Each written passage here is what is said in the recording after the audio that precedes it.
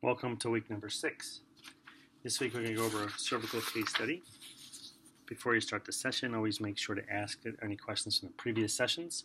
This week's case study is a cervical patient, and again the key points you could read through it, but it's a 55-year-old receptionist, arm pain radiating to the forearm, occasionally into the left hand, digits 1 and 2. Onset was about 3 months ago. If you look at it, no specific incidents, which is important, so there's no trauma to it. Key points as we start to go through it. If you look down, you'll look at the pain ranges 2 to 8 following work. So we know it's a component with time spent at the desk.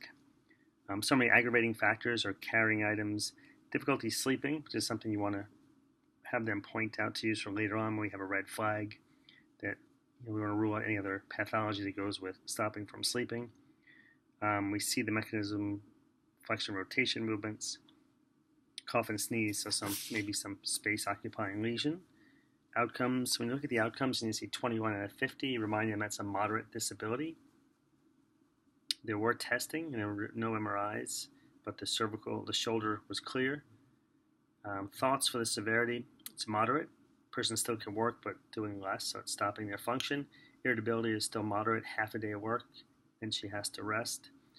Nature sounds like discogenic, more nerve root type of pathology, and the stage is probably subacute. So red flags, possible concerns, sleeping, we have to rule out cancer. So we're going to ask questions like weight loss in the last 6 months, maybe cardiac since it's left upper extremity, see if it's exertional pain versus symptom provocation. Those are the key points going forward with that. As we move forward, we look at the exam. So this is a time you have the student go through their different components of the evaluation. The key to these part is to look at, for the cervical, active physiological increase with left upper extremity, so it had some peripheralization. The other things that cause side bending to the left caused some repeated motion decrease, so we had some centralization. Same thing with rotation. And retractions, half the range, increase their neck pain but decrease their upper extremity pain. So we see symptom, again, centralization taking effect. Go through the rest of the exam. We can look at similar findings with the passive hypomobile mid-cervical, hyper above and below, PA to C6-7 reproduce the pain, and just practice all the special tests. The keys for this are Sperling, upper limb tension test. The key is we saw some cervical issues with some shoulder issues that related to it, so definitely rule out shoulder pathology. And we have our likely diagnosis of cervical radiculopathy with disc protrusion.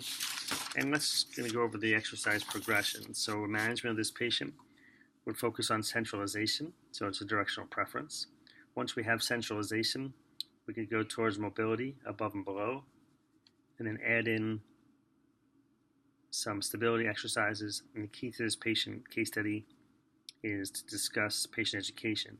So during lab time, feel free to go over upper limb tension tests. You can do some practice mobilizations, traction, thoracic mobs, any soft tissue work that you find that you need some assistance with. That's the end of week number 6.